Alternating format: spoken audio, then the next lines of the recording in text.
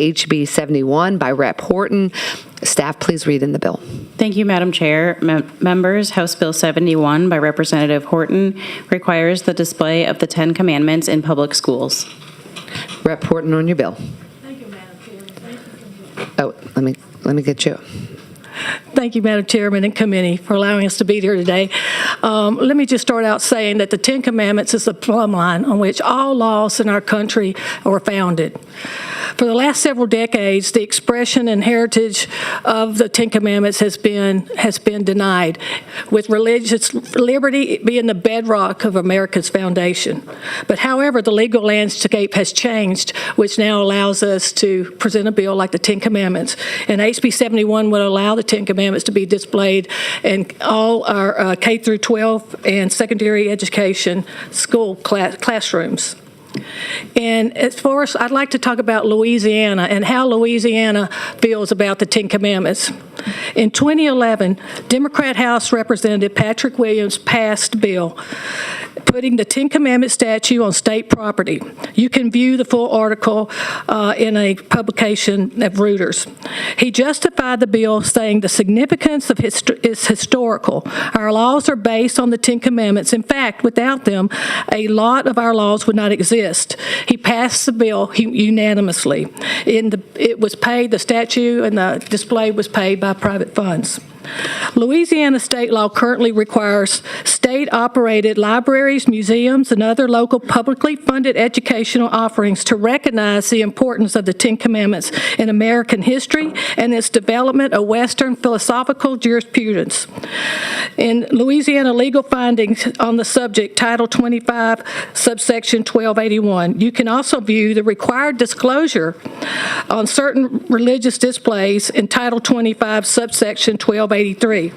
And I'd like to just read, because of time, a section of what has to be displayed along with the 10 Commandments statue or publication.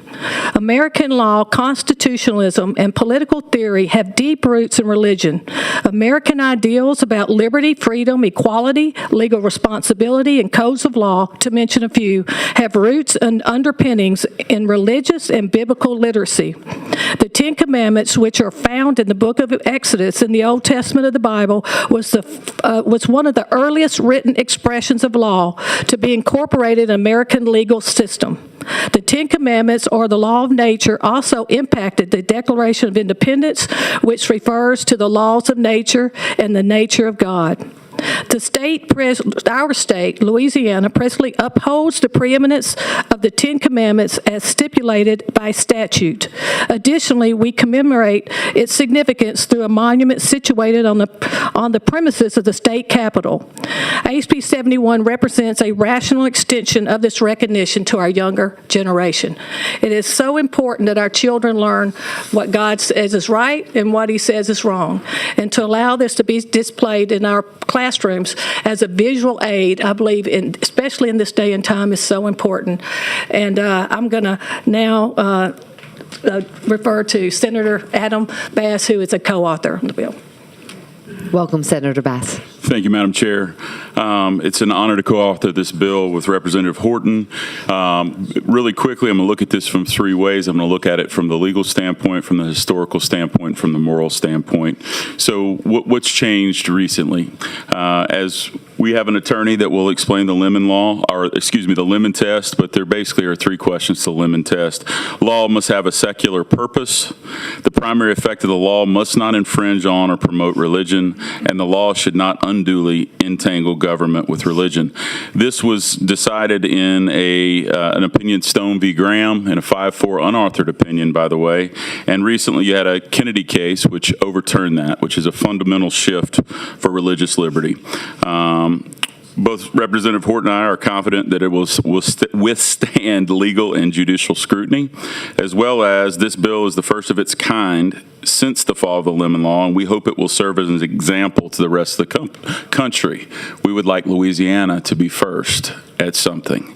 So as we get into historical, we make this Joseph Story, who was a constitutional attorney, he was the youngest ever Associate Justice of the United States Supreme Court. He served for 34 years and wrote 286 opinions. He was also the Dane Professor of Law at Harvard and wrote many legal texts now considered classics. His 3-volume set of commentaries on the Constitution of the United States is still the treatise on the subject, and he wrote, "The law pronounces illegal every contract offensive to Christianity's morals. It recognizes with profound humility Christianity's holidays and festivals and obeys them even to the point of suspending all government functions on those days." So again, this is historical in nature, and there are some documents later that will be presented that are amazing just to be in the presence of the amount of American history that we have here. But from a moral standpoint, one of those documents and one of those books that will be presented later is the first textbook. And it says in the first textbook, "Where is the moral law summarily comprehended, or where do we find moral law?" And our young people today are having a hard time determining both right from wrong. And I think everyone would agree with that. But where do we find the moral law? Is that subjective? Is it up to each person to decide for themselves? And so as we look at this, both from a moral standpoint, a historical standpoint, and from a legal standpoint, I think now is the time for Louisiana to take a stand in our classrooms and take this step on what this bill accomplishes. And I'd like to thank you for the time. Thank you, Senator Bass. Did you want to also speak? Or? Please. Yeah. Yes, if you could just state your name and your organization. Hi, my name is Ronald Hackenberg. I'm a constitutional law attorney with the Pacific Justice Institute. Okay. Did you want to make any comments? Please. Yes. Okay. The passage of House Bill 71 will enable students in Louisiana to know the history and the heritage of our legal system. Laws are the guardrails of society. Our young people need to know where they originated, and they need to know the moral authority for our American system of justice. At the founding of our nation, the study of the Bible was an integral part of the education in the law. Many of our colleges and universities, including law schools, started as Bible colleges. James Wilson was one of the original Supreme Court justices. His thoughts on the law were so important that he gave a lecture at the College of Philadelphia. It was attended by the President of the United States, the First Lady, the Vice President, both houses of Congress, both chambers of the Pennsylvania legislature, and a large group of students and citizens came to hear him speak. And he said the following: "All laws, however, may be arranged in 2 different classes. Number 1, divine, number 2, human.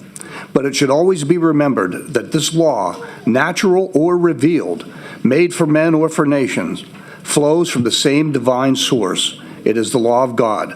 Human law must rest its authority ultimately on the authority of that law which is divine." And as Senator Bass mentioned, in 1971, we had a case called the Lemon v. Kurtzman, in which the United States Supreme Court established the 3-prong test that the Senator described to you. And that became a very high hurdle to meet, especially when it talked about entanglement with government and religion. And as a result of that, over the next 50 years, it was used to shoot down bills like this, to take down monuments, was used by those with an atheist point of view to make a lot of headway and and I believe to hurt our nation as a whole. But that all changed in the Kennedy case, Kennedy versus Bremerton School District. Coach Kennedy prayed with his football team after games, and he was fired because of that. And as a result of that case, the Supreme Court threw out the Lemon test. He said now, the court instructed that when you evaluate the Establishment Clause of the First Amendment, it has to be interpreted by reference to historical practices and understandings. The line the courts and governments must draw between the permissible and the impermissible has to accord with history and faithfully reflect the understanding of our founding fathers. House Bill 71 is precisely on target with the Supreme Court's findings in Kennedy. It historically and faithfully reflects our founding fathers' reliance on the Ten Commandments as the foundation of America's justice system, and thus is essential for proper understanding of our American history and heritage. I have no doubt this law would be upheld by the Supreme Court in light of the Kennedy case. Thank you. Thank you so much. We do have a question. Rep. Freiberg? Thank you, Madam Chair. Representative, there are no other states that have passed this, correct? Not to my knowledge. Not to go, this is so new. But this has been in the legislature of several states, correct? I don't know. I honestly don't. Well, it has, and it has not passed. Why would we want to impose, let me go back. Do Catholic schools post the Ten Commandments? I don't know. Okay. Our country was founded on religious freedom, correct? Yes, ma'am, and religious liberty. Do we believe that imposing a Christian value that comes from the Ten Commandments on our Muslim friends or our Islamic friends or our atheist students is the proper thing to do? This is a historical document that our country was founded, all laws were founded on. Our country was not founded on the Ten Commandments. All laws were. They're the basis, and I think that the testimony is going to show that. You're telling me all of the Ten Commandments. The basis of law was based on the moral code of the Ten Commandments, yes. I would say maybe 5 or 6, but you're telling me you believe all 10 of the commandments were the founding principles for our Constitution? I do. I respectfully, I And I respect your disagree. opinion, and Yes. that's why we're different. I have concerns about requiring this in public schools where we wish to embrace students of all cultures, of all religious backgrounds, and of all religious faiths. What you're saying is a mandate. It's not a, if you would like to post them, post them. I think this sends a wrong message to so many of our students. And I do know other faiths also have the Ten Commandments in their doctrine. The Jewish faith, but can you tell me not just Jewish? others? It has to do with Islam. It has to do with let me think. It's part of the Quran because Moses is their prophet. Moses is the one that they look to and depend on. And so I beg to differ that this is just Christian, but I have no qualms if it was. This is not preaching a Christian religion. It's not preaching any religion. It's teaching a moral code that was set down by the first lawgiver. Our Supreme Court Justice Hall of Justice has the Ten Commandments listed on the doors of the oak doors. It has the statue of Moses holding the Ten Commandments. It's above where they sit. This is what they base their moral code and laws upon. So if it's good enough there, I don't know why it'd be offensive in the classroom. Thank you, Rep. Freiberg. We have another question, Rep. Taylor. It's not a question. I want to thank you for bringing this legislation this morning because I really believe that we are lacking in direction. A lot of people, their children are not attending churches or whatever. This gives some type of structure, and you're trying not to make it, I guess, partial to any one religion. So what I'm saying is we need to do something in the schools to bring people back to where they need to be. I know my beliefs in God. I don't want to impose them on anybody else, but I think that what you're proposing today is admirable. I commend you for bringing it, and I will make a motion at the appropriate time that we send it back in a favorable manner. Thank you, Representative Taylor. I greatly appreciate you. You know, not all children, unfortunately, are taught right from wrong. I mean, I don't want to be the parent, but I believe when I went to school, I learned to honor country by saying the pledge and to know that there was a God by reciting the Ten Commandments, which was on the law of a public school when I was growing up. I knew what God said was right and what he said was wrong, because not all of us were taught that. So I thank you so much for that. I think today is the perfect time for this to pass. And I'd like to co-author it also. I'd be honored. Thank you, Rep. Taylor. The board is clear. Rep. Horton, you made a comment about the Ten Commandments being on the Supreme Court. Do you know of any other buildings or any governmental, would y'all have? I think. If I may, Madam Chair. Yes. There's actually 180 of them nationwide. And as far as the history and the founding of our country, the Aiken Bible, which is the only Bible that has been blessed by Congress. We actually have a copy. There's one of 33 in existence today. So that would be the only Bible that has been honored by Congress and recognized by Congress. So as far as what our country was founded on, considering how old that Bible is and that was brought by the Congress of the United States and authorized, says a great deal as far as historically speaking where that document came from. From a mandate standpoint, as you get into the bill, I don't think there is a mandate in our bill. There's not. We're not forcing anyone to use public funds in order to place this either. So from a mandate standpoint, I would greatly disagree with that statement. Okay. Thank you so much. Rep. Owen. Thank you, Madam Chair. Thank you all for joining us today, sir. Welcome, Louisiana. What state did you say you're from? Mississippi. Okay. Glad you're with us. Thank you, sir. Thank you, Senator, for being with us today. Thank you, Representative Horton. So the First Amendment to the United States Constitution says Congress shall make no law respecting an establishment of religion, nor prohibiting the free exercise thereof. Representative Horton, Senator Bass, y'all are not trying to establish Christianity as the religion of the state of Louisiana, are you? No. No. That's not my understanding. No. These 10 commandments appear in the Jewish Torah. Yes. Yes. They are frameworks upon which much of what we have in this country is based. And as you said, Representative Horton, if they're good enough to sit at the Supreme Court and 180 other institutions across the country, then they can do absolutely no harm. So I appreciate y'all standing up for this and appreciate all of your time today. Thank you so much, Representative Owens. And also let me add that there is a state that has passed to where the Ten Commandments can be used to be taught as a historical document. They just, this HB 71 is the first to seek to have them placed in the room for a visual. We're not forcing anyone to teach them, just to post them. Thank you. Rep. Freiberg. Thank you, Madam Chair. You're not forcing them to teach them, but you are forcing them to post them. And when you look at the commandments, how do you interpret "Thou shalt not make to thyself any graven images"? How would you define that if you were Buddhist or Muslim?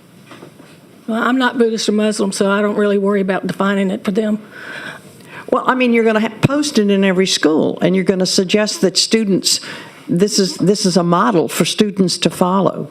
Correct. It's a model for what God's law is. It's God's law, and it's universal law. It's the Christian law. It's God's law, and I'm a Christian, and I certainly thankful for them. But it's not just Christians that abide by these laws or have them as a core of their religion. Thou shalt have no other gods before me. Well, a lot of other religions think that their God is God. I would agree. And they have the Ten Commandments. That's one of their bases for that. May I, real quick, Representative Freiberg? Sure. Do you have a problem as far as the historical significance of this? I'm just trying to understand the question. I do not believe that. I have that problem, and I have other problems too. So you don't believe that there's a historical significance to the Ten Commandments?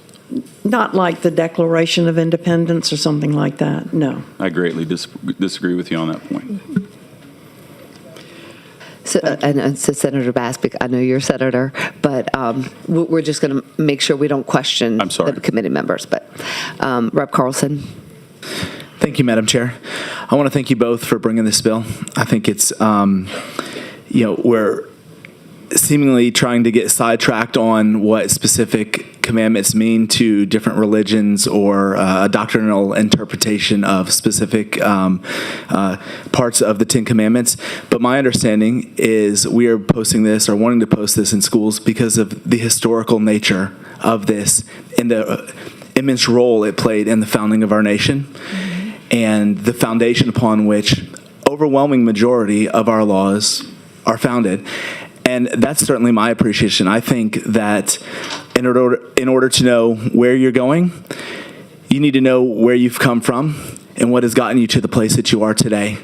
And I think that we would not have the nation that we have today if it were not for the founding of our nation upon Judeo-Christian values, specifically enumerated primarily within the Ten Commandments. And so while we certainly can, and I attempt every day to abide by the Ten Commandments personally, I think we can all show appreciation for the historical significance that this document has played in the founding, not just the founding, but the position that the United States has in the world because of the foundation that we have within the Ten Commandments. And so I really appreciate this, and I will certainly support Representative Taylor's motion whenever it's appropriate. So thank you both. Thank you. Thank you, Rep. Carlson. So the board is clear, and I know you have another witness. So Elijah O'Neill with American Journey of Experience. He's president, would like to speak. Thank you, Madam Chair, members. My name is Elijah O'Neill, and I serve as Manager of Education for the American Journey Experience, and I'm here to testify in favor of House Bill 71. As previously mentioned by Mr. Hackenberg, the legal basis for this bill is satisfied by the recent ruling in Kennedy. Additionally, in 2019, the Bladensburg Cross case, the Supreme Court held that if the practice has historical significance, it should receive the presumption of constitutionality. In accordance with that evidentiary standard set by the court, the historical record for using the Ten Commandments in American schools and American education is overwhelming and indisputable. I have brought with me from the American Journey Experience collection of original primary source artifacts from the time periods that we're going to be discussing. First, we have from 1690, the first textbook ever printed in America. It's called the New England Primer. In the New England Primer, it was used in schools across the nation from 1690 all the way into the 20th century.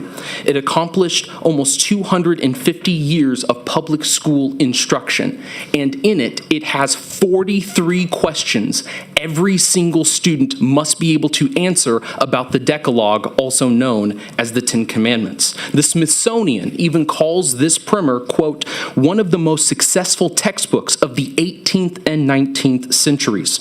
In 1835, Professor William Holmes McGuffey developed the McGuffey Reader to eventually replace this book.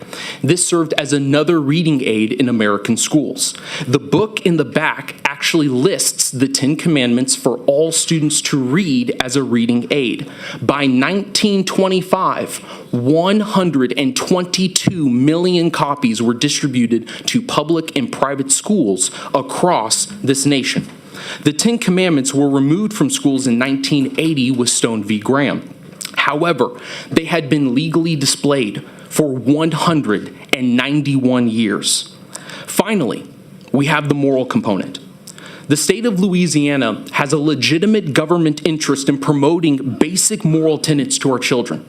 Ideals like don't murder, don't covet, do not steal, and do not lie. I don't think there is a person on this committee that objects to those tenets, and that is why I humbly support the passage of House Bill 71. Thank you for your time. Thank you so much. You do have a question, Rep. Edmonston. Thank you, Madam Chair. Good morning. Good morning. I had a flat this morning. As you all probably can see, I am a co-author. I went to a conference, sir. I didn't get your name. What was your name again? Elijah O'Neill. O'Neill. Mr. O'Neill, I went to a conference. I learned everything that you were saying, and that's what prompted me to want to carry this bill. So Dodie and I both, or Representative Horton and I both were talking about it, so we decided that she would carry it and I would co-author. But everything that you said to me is the basis for why we are bringing this bill forward. And I appreciate you being here. I think it's fascinating to look at those primers and what we were expecting our kids to do back then and what we expect for them to do now. We have really dumbed our children down. And we just need to do something about that. But what I said in an interview with someone is if a child is looking around and they see do not murder, do not steal, I mean, how could that be harmful? It really doesn't have a lot to do, to me, with religion as much as it has to do with morality and the history of our nation. So I appreciate you bringing that. Representative Horton, Senator Bass, appreciate y'all being at the table. Would have been glad to be there, except for, like I said, I had a flat tire. So thank y'all so much. Thank you, Madam Thank you, Chair. Rep. Edmondson. I'm glad you're here. Rep. Carpenter. Good morning. Good morning, Representative Horton. Good morning. Quick question. How does this bill apply to the difference between church and state, public schools? Well, this doesn't push a state or a wide religion at all. Just like our national motto doesn't, "In God We Trust." It doesn't teach a certain religion. It doesn't promote a certain religion. It's just a document in which all our laws were founded on, the basis for. It's a huge historical significance. And do you mind did you want to speak? May I? I'd like Yes, to you can enter, yeah. Excellent, thank you. Representative Carpenter, thank you so much for that question. I think what you're really getting at is the idea of separation in church and state, and that's been cited by the United States Supreme Court. However, I think what's very important is where did the origin of that statement come from? Did it come from the Constitution? No. Did it come from the Declaration? No. Did it come from any of our founding documents? The answer is no. Where that exact phrase comes from, and the United States Supreme Court actually admits this, is that it came from a letter to the Danbury Baptist Church from Thomas Jefferson, 1802, January 1st. And in that letter, he's specifically addressing the fears that the Danbury Baptist Church have with the national and government encroaching on their rights. He then writes back in a letter that there is a wall between church and state. And the context was that the government would not infringe upon their conscience. But what is the proof of this? And this is why having the historical artifacts and the historical history actually matters. Because 48 hours after he wrote that letter to the Danbury Baptist Church, he attended church services in the United States Capitol building, in which he then invited the primary preacher that day. Finally, he also publicly prayed in both of his inaugural addresses, and as governor of Virginia, he posted prayer, fasting, and humiliation proclamations like an original one I have right here. So when we think about separation of church and state, the only way we can be honest in that history is by actually going back to its context. And unfortunately, what the Supreme Court decided to do was divorce the truth from context to be able to preserve a narrative in how they wanted to reinterpret the Establishment Clause.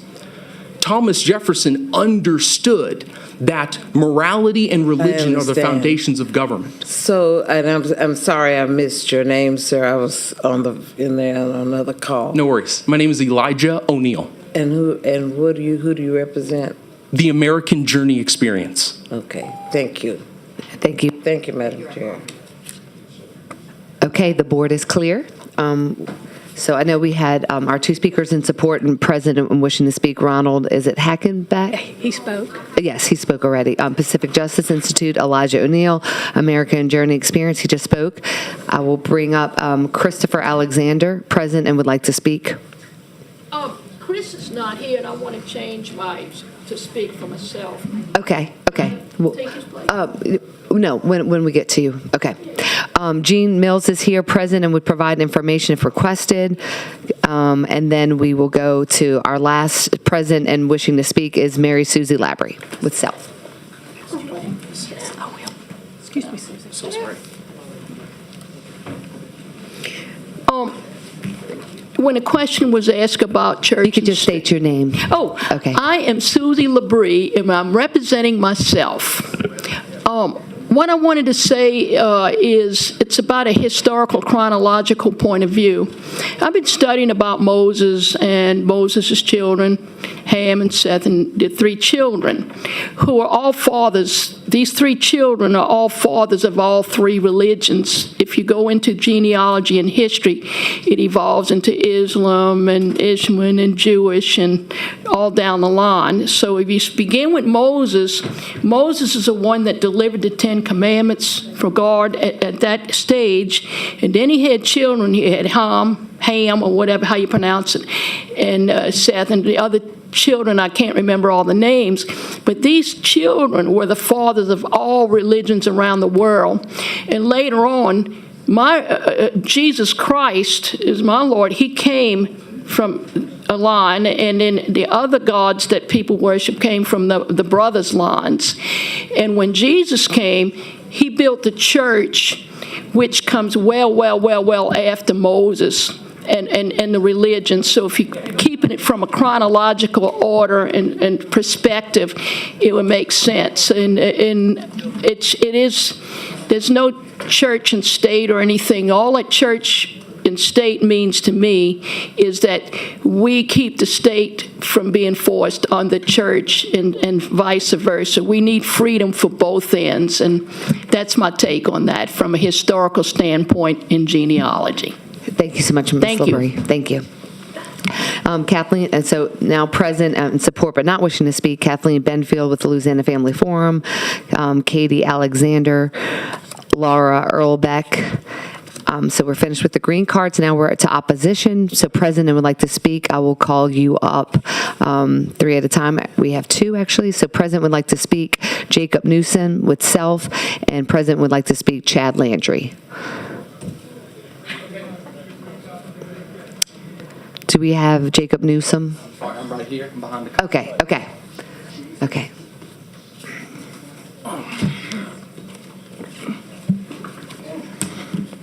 Was there another one we waiting on? No, I think there's only 2 that are wanting to speak. Yes, sir. I'm all right. Okay. If you could You wanna just go first, state your or name. Oh, sure, I don't mind. Go for it. Hey, Okay. is it time? Yes. Hey, thank y'all for letting me speak. I just wanted to read something. If you could just state your name, too. Oh, Chad Landry. Hello, Mr. Landry. Okay, you can go. I can go? Okay. Islam does not accept the absolute authority of the Bible, teaching that it has become corrupted over the years and therefore does not accept the authority of listing the 10 Commandments that appears in the Bible. Islam does, however, accept the status of both Moses and Jesus as prophets, which means that the commandments are not completely ignored either. I heard the gentleman speaking earlier about the country being founded on the 10 Commandments. And then I would like to ask that brother that just said that, where was the 10 Commandments at when black people were being lynched in America? Also, if we put the 10 Commandments on the walls, without explaining them, we would be doing an injustice. You know, kids will want to know, what is the Sabbath?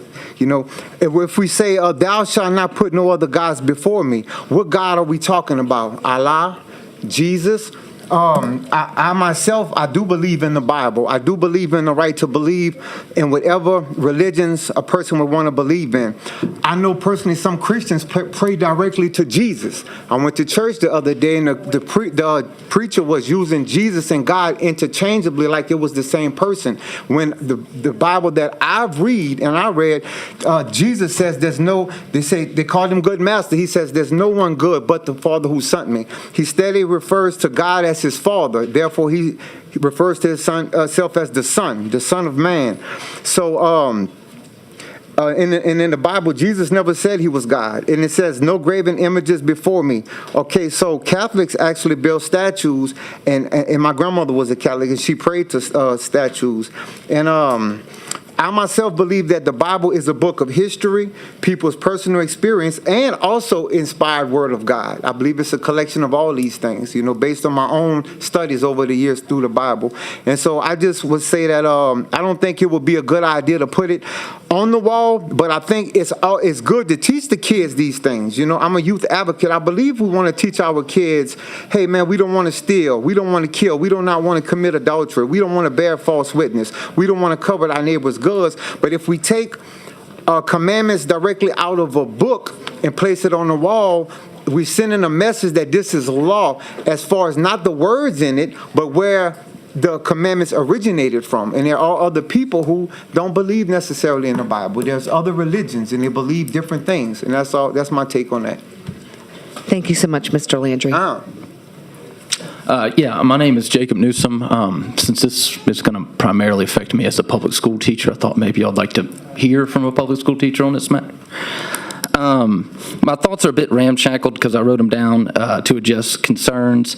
The first thing, y'all said there's no, or not y'all, excuse me, the people in favor said there's no mandate and there's no use of public funding for this. So if there's no mandate to make it happen, according to him, and there's no public funding required to make it happen, why is it even in session? It doesn't sound like it's going to happen even if it's passed.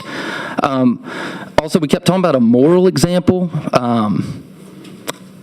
which brings me to the question, do the authors of this bill not think that our public educators are good moral examples for their students? I spoke with, I believe it was Miss Edmondson's office. It might have been Miss Horton's, I don't remember.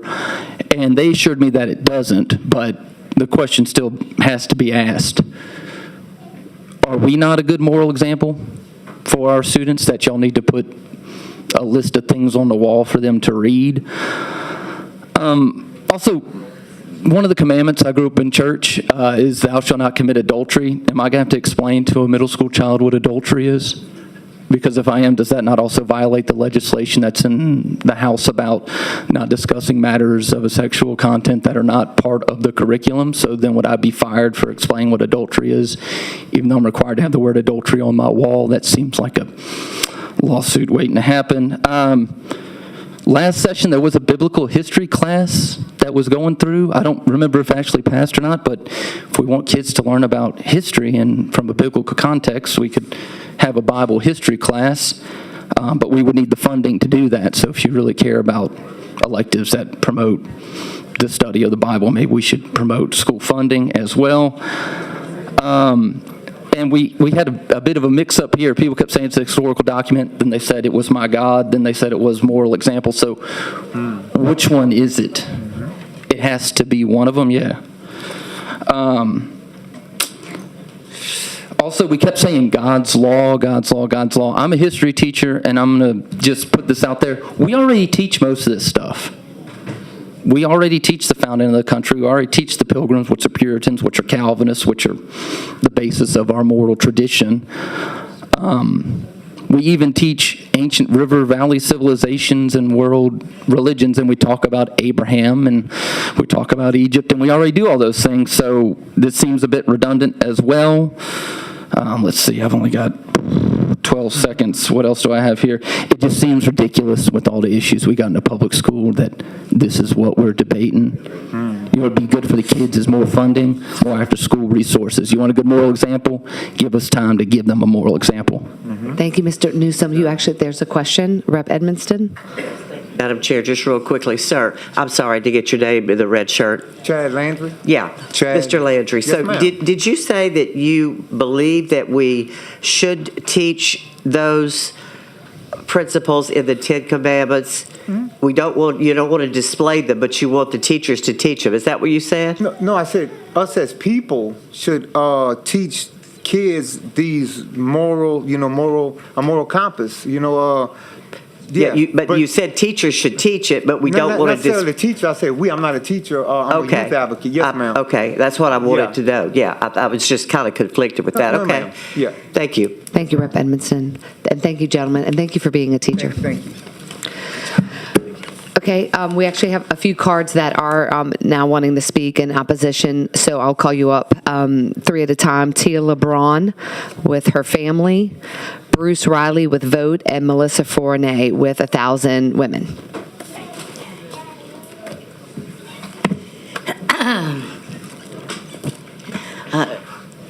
Whoever wants to go first. Okay. Good morning, Madam Chairman. My name is Melissa Flournoy. I'm the board chair of 10,000 Women, Louisiana. I want to commend Representative Horton for her care and concern for the children of Louisiana. Last year, you approved a bill to put signs in every classroom that said, "In God We Trust." That's the official motto of the United States, as established in 1956 by President Dwight David Eisenhower. The phrase appears on our currency. I'm concerned about the intention of House Bill 71 and its utility as an effective teaching tool or inspiration in our public schools. I do not understand the desire to post the Ten Commandments on a poster in the verbiage of the King James Version of the Christian Bible. Why the Ten Commandments? Will teachers be required to read and explain the commandments? Will kindergarten teachers be required to explain adultery? What is the intended effect of posting religious rules from the Old Testament in a 21st century classroom? Are there other lessons from the Christian Bible that would be more appropriate? What about the golden rule in the Gospel of Matthew, chapter 7, verse 12? In everything, do unto others as you would have them do unto you. The golden rule is actually a rule of conduct of the Christian's duty to his neighbor and states a fundamental ethical principle. As a graduate of the First Baptist Church School in Shreveport and as a lifetime Baptist, I understand and appreciate the value of the Bible in a faith-based education. Unfortunately, our public schools are not faith-based institutions or operated by churches. We hold dear the freedom of religion, which is guaranteed in the First Amendment of the Constitution. Government cannot establish a religion or prohibit the free exercise of a religion. One of our most precious tenets as Americans is the freedom of religion, and we respect the rights of individuals to practice their chosen religions free from coercion. If the goal of this legislation is to be instructive to school children, to understand the tenets of the Bible and appreciate the majesty of the Christian faith, then why do we not post the Sermon on the Mount, which is primarily about who we are, not what we do? Blessed are the pure in heart, for they will see God. The very beginning of the Sermon on the Mount, known commonly as the Beatitudes, tells us that Jesus cares more about who we are. He cares about the meek, the merciful, the peacemakers, and those who are pure in heart. He praises the kinds of people we will be, not just the actions we take. Blessed are the poor in spirit, for theirs is the kingdom of heaven. Blessed are those who mourn, for they will be comforted. Blessed are the meek, for they will inherit the earth. Blessed are those who hunger and thirst for righteousness, for they will be filled. We could also post my favorite chapter in the Bible, which is Matthew 25, verses 31 through 46, the story of the sheep and the goats. Then the king will say to them, "For I was hungry, and you gave me something to eat. I was thirsty, and you gave me something to drink. I was a stranger, and you invited me in. I needed clothes, and you clothed me. I was sick, and you looked after me. I was in prison, and you came to visit me." We can teach the lessons of the Bible. Thank you, Mrs. Flournoy. Thank you. Thank you. You were gonna? Hi, I'm Tia LeBrun. I'm here representing my 6 children, my 4 grandchildren, and all of the generations to come who may or may not choose to be a part of the Christian faith, but I have dedicated my life to public education. So I've been in our schools. I taught social studies. World geography does cover world religions, and we were able to introduce a lot of different religions to people and where they formed around the world, how they developed, how they exist with us today. I've got to say that I do not agree as a mother with a school trying to teach my child what is moral. I expect them to prepare my child for a good career and to be able to take care of their family. It is my job as a mother to ensure that my children are instructed on morality and how to treat others in the world. Soft skills are a different issue, but those don't require the 10 Commandments, nor should we be putting the 4 Noble Truths of Buddhism or the 75 rules of kindness for Islam. This is not a religious entity. And if we allow or continue to allow Christianity to be ever present in our schools, then we will slide down that slippery slope of dictating what people can and cannot believe. So I stand firmly against this. Thank you so much, and thank you for being an educator. Mr. Riley? Thank you, Madam Chair, members of the committee. My name is Bruce Riley with VOTE. We have many members in our organization, as I think many of you probably know. We have members who, practice faiths, Christianity, Islam, which, who are practicing Ramadan right now, people in Judaism, Hinduism, Buddhism. And so, we have a sense of trying to respect and embrace all faiths and try to give space for all faiths. And so, it's not necessarily we're trying to follow any kind of First Amendment or separation of church and state. It's just common courtesy to respect all people that come into a mixed space and then understand when it's time to do our own individual things or our small group things.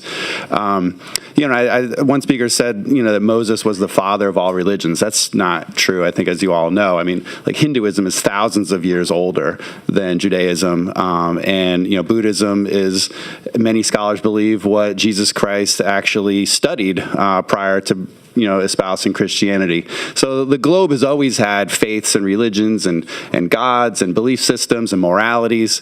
And this government was formed with this idea of like, this is some space that we're going to leave to you, right? And so they anticipated this very conversation. They knew it was coming, and it's been had. This is not a unique conversation, as we all know. And so they wanted to create a constitution that says, you know what, no matter how much you believe in your faith, you just can't do this. You can't draw the line and say, this is the one that we're going to put there. And as the gentleman was saying earlier, whether I want to teach my daughter about adultery is on my time. I don't need a teacher teaching about adultery when she's in kindergarten or second. And my kid's one of those curious ones. They say, what does it mean to covet thy neighbor's wife? That's a personal conversation to be having. No teacher should be having that with my kid. And this body has been very strong about how far teachers should go in invading the family and taking in spaces that they should be dealing with themselves. Vaccines is just one example of places where we said schools need to back off and allow families to have some reign over their own families.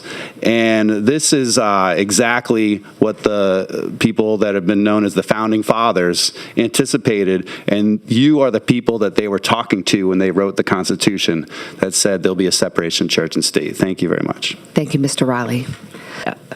Rep. Edmondson, do you have a question? You can make a comment. Yeah, thank you, Madam Chair. Just for the record, the bill talks about displaying the Ten Commandments. There's nothing in the bill that talks about teaching, so I just wanted that to go into the record. Thank you for that clarification. Rep. Freiberg? Okay. So she's on closing, and so I'm not going to do any questions on closing and more once we go to closing. We had time to ask the author questions before, so on closing I'm not going to allow questions. So Rep. Horton, you can go in your closing. Thank you so much. Thank you, committee, and for everyone that was here to testify. Again, this bill just simply seeks to have a display of God's law in the classroom for children to see what He says is right and what He says is wrong.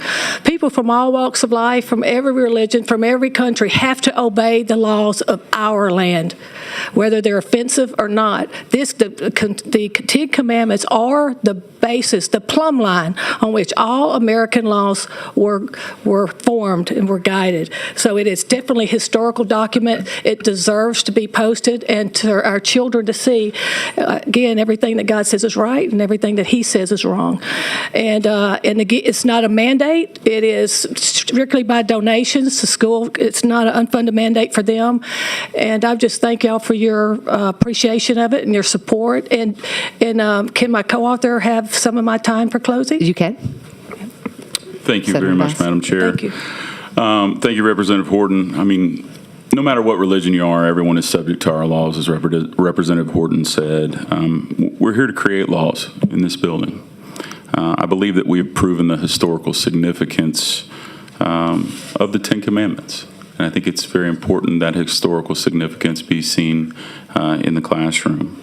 And so as we move through this process, I thought it was very important to see those artifacts on this table that show the historical significance in our country. To have those documents here where we can view them, I think is a very special circumstance. So in closing, I would just ask for your favorable passage of this bill.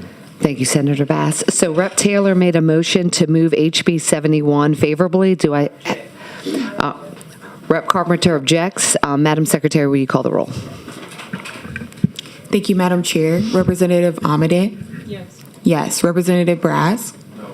No. Representative Carlson? Yes. Yes. Representative Carpenter? No. No. Representative Carver? Yes. Yes. Representative Edmonston? Yes. Yes. Representative Freiberg? No. No. Representative Mallory? Yes. Yes. Representative Owen? Yes. Yes. Representative St. Blanc? Yes. Yes. Representative Tarver? Yes. Yes. Representative Taylor? Yes. Yes. Representative Young? Chairwoman Schilligle? Yes. Yes. That's 10 yeas and 3 nays. HB 71 is reported favorably. Thank you so much. Thank you, committee. Thank you, committee. House Bill 71 by Representative Horton, Title 17, Public Elementary, Secondary, Post-Secondary Schools Require Display of 10 Commandments, provide relative to use of public funds, applicability to charter schools. Rep. Horton on your bill. Thank you, Mr. Speaker. Members, I bring this bill to you on behalf of religious liberty. Religious liberty is the bedrock of America founding, and until 1971 Supreme Court decision in Levin versus Kurtzman, America regularly acknowledged the role that fundamental religious documents and principles had in America's heritage and law. And for the last several decades, expression of that heritage had been restricted until June 27, 22. The landscape has changed. In Kennedy versus Brigmanton School District, the Supreme Court overturned the Lemon Test, eliminating the Lemon Test, instead looking to America's history and tradition of whether the government may recognize our religious heritage. HB 71 would require public elementary and secondary schools to display the 10 Commandments in each classroom. The 10 Commandments are the plumb line on which all our laws are derived from. The 10 Commandments were a prominent part of American education for nearly 3 centuries before that 1980 decision. The 10 Commandments are the basis of all laws in Louisiana, and given all the junk our children are exposed to in classrooms today, it's imperative that we put the 10 Commandments back in a prominent position. In the very chamber that oral arguments were heard, the 10 Commandments are displayed. They're displayed a picture of Moses holding the 10 Commandments above where the justices sit. They're on the door, the side of the doors in the Supreme Court building. They have a big marble statue of Moses holding the 10 Commandments. And the 10 Commandments are displayed around our country in over 180 courtrooms today. And it's just no doubt that the 10 Commandments are the foundation of our laws. And on a personal note, in 2011, Democrat House Representative Patrick Williams passed a bill to put the 10 Commandments statue back on state property. He justified the bill saying the significance is historical. Our laws are based on the 10 Commandments. In fact, without them, a lot of our laws would not exist. I thought that's very important. And in our statute, if you display the 10 Commandments on any public place in Louisiana, you have to say American law, constitutionalism, and political theory have deep roots in religion. American ideals about liberty, freedom, equity, legal responsibility, and codes of law, to mention a few, have roots and underpinnings in religion and biblical literacy. The 10 Commandments, which are found in the book of Exodus in the Old Testament of the Bible, was one of the earliest written expressions of law to be incorporated in American legal system. The 10 Commandments, or the law of nature, also impacted the Declaration of Independence, which refers to the law of nature and God. President Harry Truman said, if we don't have a proper fundamental moral background, we will finally end up with a totalitarian government which does not believe in rights for anybody except the state. And it's very important that people understand this is not a violation of separation of church and states, which you don't find that that's anywhere in our Constitution except a letter that Jefferson wrote to the Danbury Baptists who were worried with the founding of this country that we were going to, there's somehow religious liberty was going to be infringed upon because our country had just separated from England where the Church of England ruled. And in that letter, he assures them that the freedom to practice your religion will never be infringed upon in this country. So what this bill does simply displays them in each classroom for our children to look up and see what God says is right and what he says is wrong. It doesn't preach a certain religion, but it definitely shows what a moral code that we all should live by is. And with that, I'll take any questions. Rep. Willard for a question on the bill. Thank you, Mr. Speaker. So Rep. Horton, you did say that the First Amendment does not explicitly say there must be a separation of church and state. Is that correct? That's correct. Okay. But you are familiar with the Establishment Clause in the First Amendment? Right. And Do you know what the Establishment Clause references? It references not to interfere with the free worship of religion.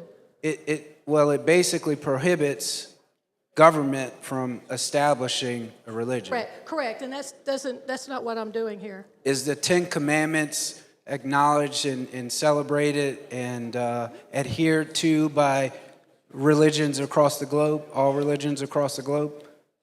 I don't believe all, no. But I do, I know there are a lot, but it definitely is the foundation of American law. So if it's not adhered to or even acknowledged by religions across the world, are we not basically establishing a Christian religion in our schools with this bill by presenting the Ten Commandments in a classroom?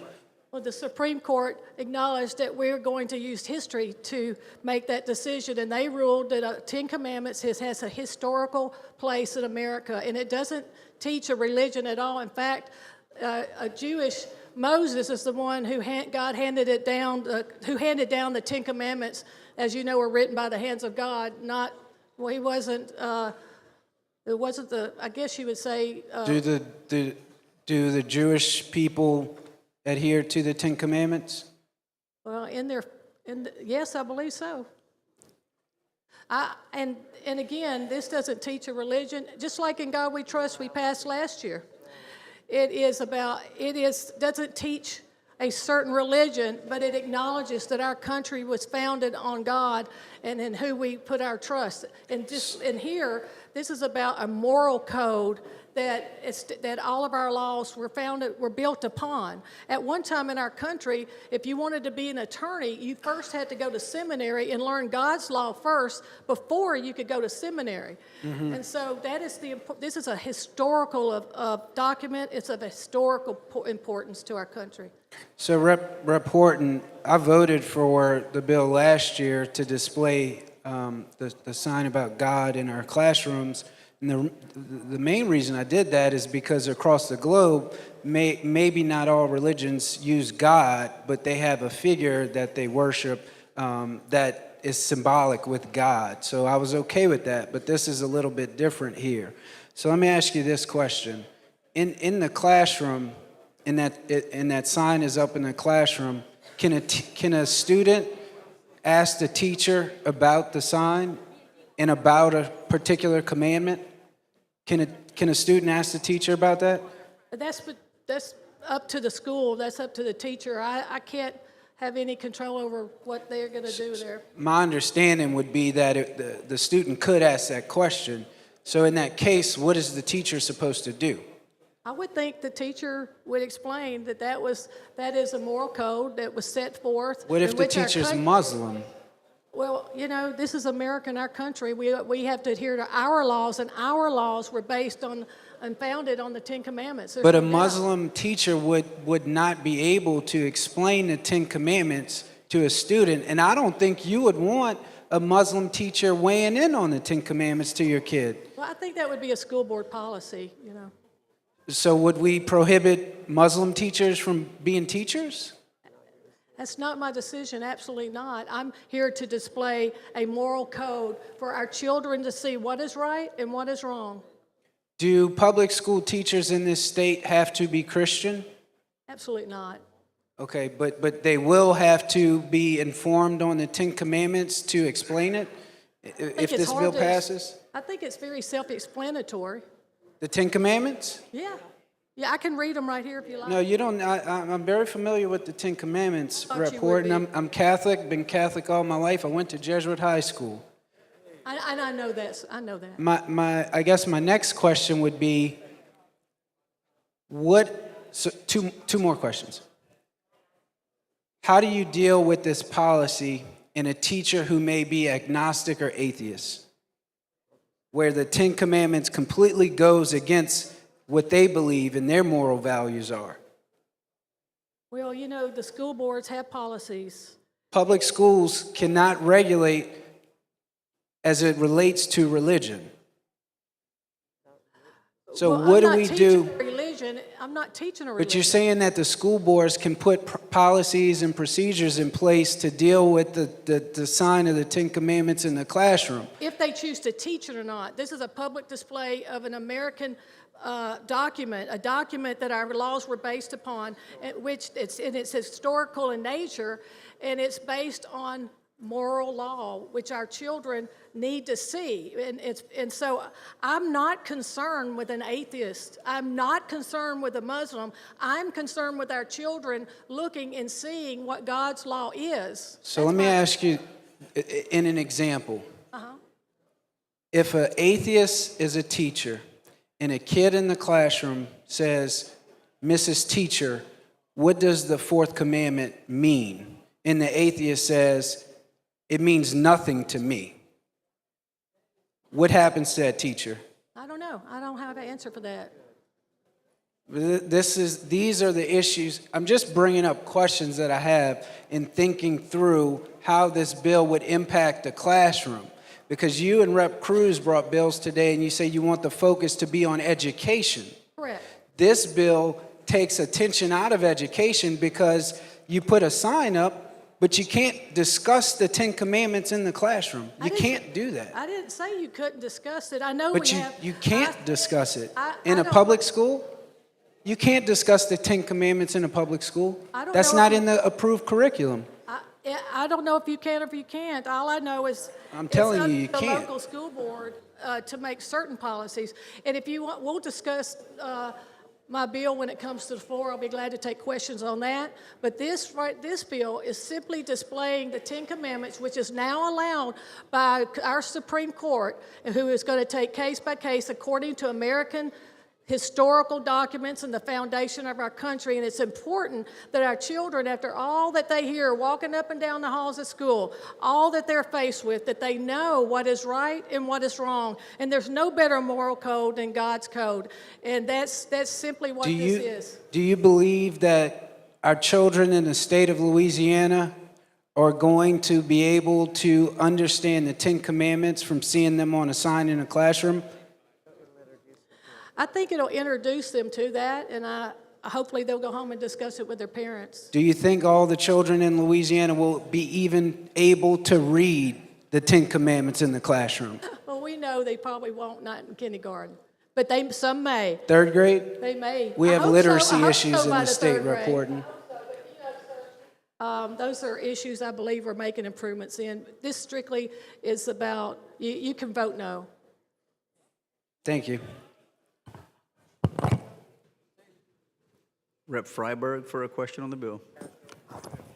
Thank you, Mr. Speaker. I asked this question in committee, and I'll ask it again. You don't believe that this alienates students who are not Christian or Jewish? No. Or Jewish? Yes. No, absolutely not. No, I'm just saying other than Christian and Jewish. I understand. No, ma'am, I don't. This is about a moral code that our country was founded upon, and they can simply turn their heads, I suppose. This is not a permissive No, it's policy. not. This is thou shalt have this Yes, posted. absolutely, and it's by donations, not an unfunded mandate for the schools. You speak to the legal issues. And my concern would be that this might be tested as separation of church and state. And because we would be the first state to approve this, although it has gone through some legislative process in other states, no state has passed this, correct? You say not, and so you may have done your homework. I've done a lot of homework, yes. And I know that that Ohio passed a bill to where they are going to teach it, but it's not one to display it on the walls. I'm not asking it be taught, just displayed. So my question is, you refer to a Supreme Court case that said the 10 Commandments could be taught in schools? The 10 Commandments they're going to review challenges case by case according to the historical significance of the 10 Commandments. But that was for the 10 Commandments, or was that for religion? That's for the 10 Commandments. I have it right here. What legislation is that?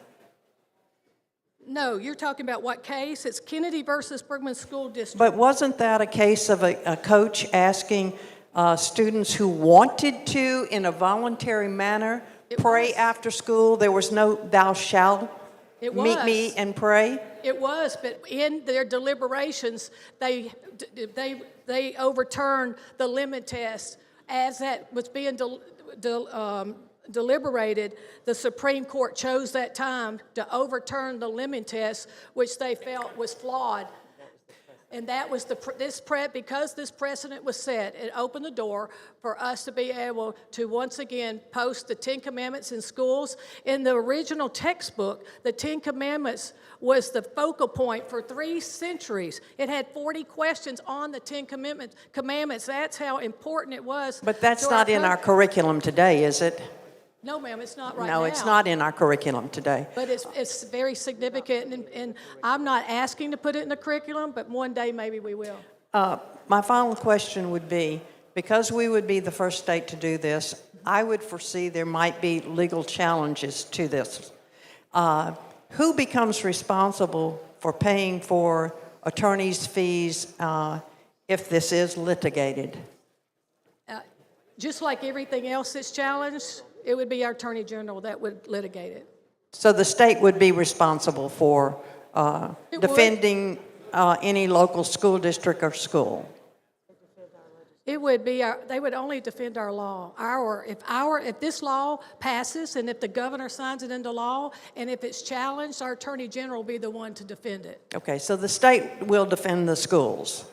State will defend the constitutionality of this law. Okay, thank you. The member is out of time. Is there any objections to giving an additional 5 minutes? Hearing no objections, the member has an additional 5 minutes.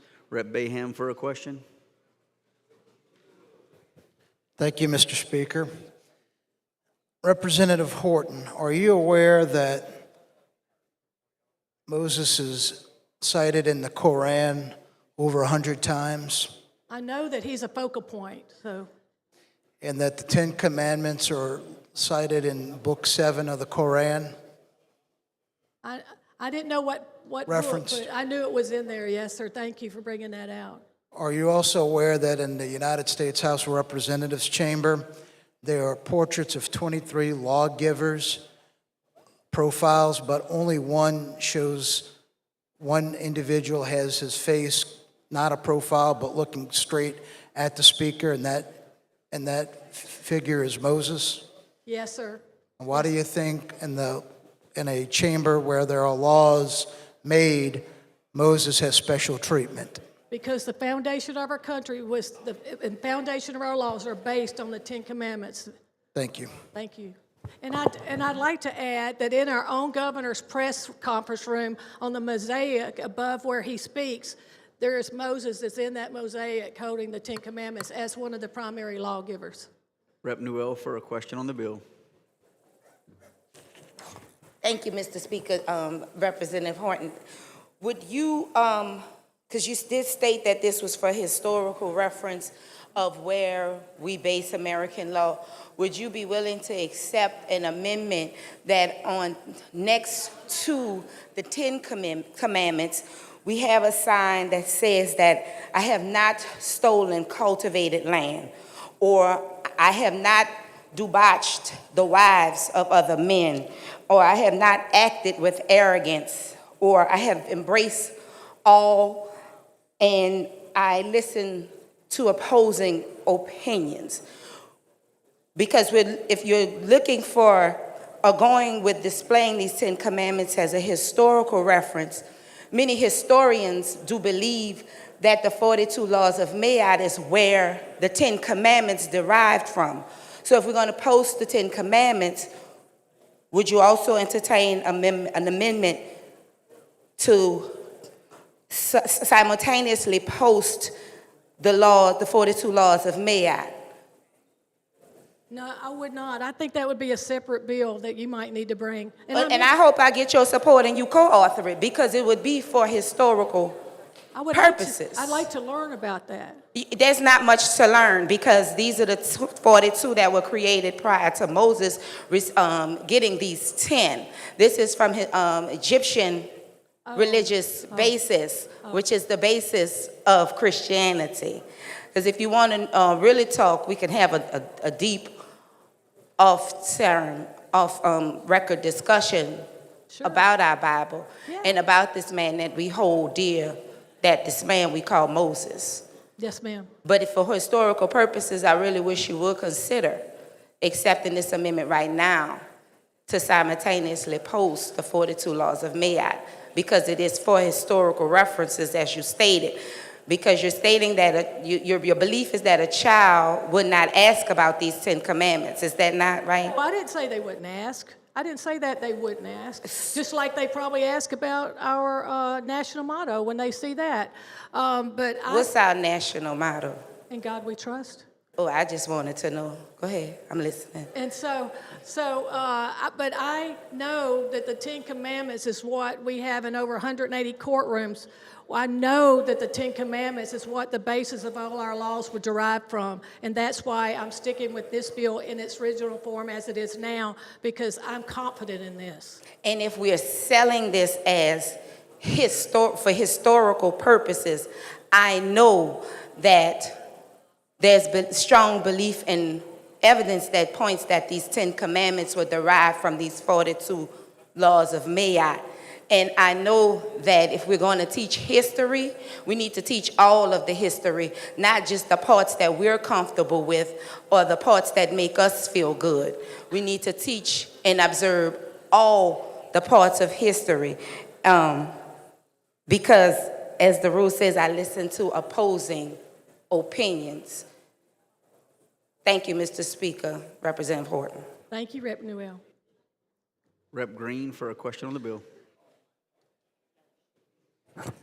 Thank you, Mr. Speaker. Representative Horton, you mentioned Kennedy versus Bremerton, right, and as a case that basically overturned the Lemon Test. Right. I still have concerns about the constitutionality of this bill, because as I'm reading the syllabus, the court held, quote, the free exercise and free speech clauses of the First Amendment protect an individual engaging in a personal religious observance from governmental reprisal. The Constitution neither mandates nor permits the government to suppress such religious expression. So if I'm correct in understanding the effect of your bill is requiring that the 10 Commandments be posted in the school. Right. Well, who's going to put that on there? Who's going to post? Will it be an individual, a teacher, or a student being able to post it? Or is it the school system itself requiring that the sign of the 10 Commandments be posted in the school? We're required that the 10 Commandments post them upon donation, that they go in every classroom. And eliminating the limit test, the Supreme Court also stated that they're instead looking to Americans' history and tradition for whether the government may recognize our religious heritage. And there is no doubt that the 10 Commandments are of historical document, and they're historical in nature, and there's no doubt, there's no argument that the 10 Commandments is the basis of all our laws. And if it is challenged, then I'll look forward to it. But how do you get around the fact that it's a government actor that's requiring something to be done, which clearly has a religious context, which, I have a lot of law school debt that tells me that this is unconstitutional. So how do you get around that? I don't believe it is. I just trust that I believe in religious liberty, and I believe that with the overturning of the Lemon Test, it opened the door to where we can once again display the Ten Commandments, which was actually taught in our schools and in the textbooks for 3 centuries. And so I'm standing on that heritage, and we'll just see. So let me ask you this. Is it your intent that students would benefit from having this sign posted in the classrooms? Yes. As I read your bill, it appears your bill only deals with public schools. Public schools and all approves, I think charters that the Bessie approves as public. It's in the language. So with Representative Emerson's bill that we passed on Monday with the ESAs, would those schools, assuming that bill goes into law, would those schools that get the vouchers or the funding to allow children to go to private schools, would private schools have to be subject to this bill because they're receiving government dollars? Well, right now I'm going with what is. That hasn't even gone to the Senate. I don't know what will happen then.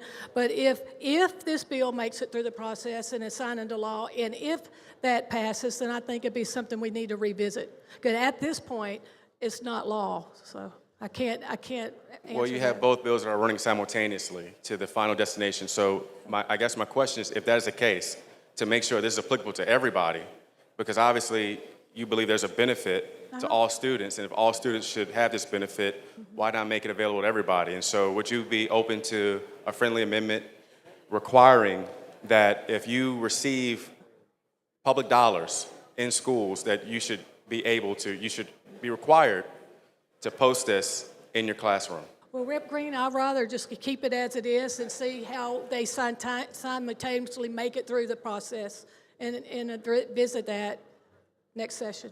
Okay. Thank you, Mr. Speaker. I have no further questions.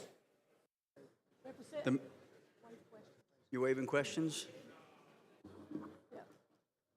I know they're working on an amendment. Is the amendment ready?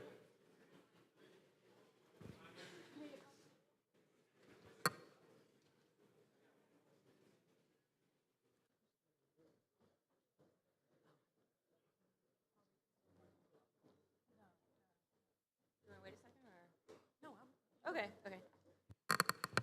Madam Clerk on the amendment. Mr. Speaker, members, Representative Mandel Landry offers up one-page set of amendments, 2749. Rep. Landry on your amendment. Thank you, everyone. I had a few questions, but maybe I'll go after this. But like Rev. Willard, I have a lot of issues with the addition of more religion into public school classrooms in particular, but I understand how this room, how the wind blows sometimes. And so I have an amendment that would add the golden rule to this statute. I am more of a New Testament fan myself, and I think in particular when there are little kids who are seeing something like the Ten Commandments with its very harsh language and they don't understand it, to have the opposite. I wouldn't say the opposite. Well, it is the opposite of that. The Ten Commandments are very foreboding, and they're all about punishment, basically. And the Golden Rule says you got to be nice to everyone and treat them like you want to be treated. So, in the interest of moving this along and kind of knowing what might happen here, I think this would be a good addition to this bill. Any questions on the amendment? Are there any objections to the adoption of the amendment? Rep. Doty Horton?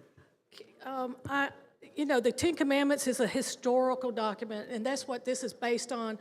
It's being founded on the history and the foundational importance to our country. Do I believe we should adhere to the Golden Rule? Absolutely. But I don't know where it derives from. I do know that the Ten Commandments derive from God, and it is the focal point and the foundation of American law. So I'll let the body decide. Rep. Landry, will you take any questions on closing? Yes? Rep. Bayham for a question on the amendment. Representative Landry, who originated the Golden Rule? I mean, it's associated with Jesus. I don't know if he made it up himself, but I think so. And what part of the New Testament is the Golden Rule cited? I don't know. You don't know. No. You know what book of the Bible, the New Testament, that it's cited? No. I'm sure you do. Okay, members, Representative Mandy Landry has offered up an amendment which Rep. Horton has objected to. All those in favor of the amendment vote yea. Those opposed to the amendment vote nay. The clerk will open the machines. Members, vote your machines. Green, yea. Freeman, yea. DeWitt, nay. Freeman's a yea. DeWitt's a nay. Zarang's a nay. Davis is a nay. Lacombe, nay. Bryant is a yea. The clerk will close the machine. We have 29 yeas and 69 nays, and the amendment fails. Okay, back on the bill. Rep. Bayham for the floor on the bill. I think we have another. Mandy, I would co-author that if you thought that was a deal. Well, I don't know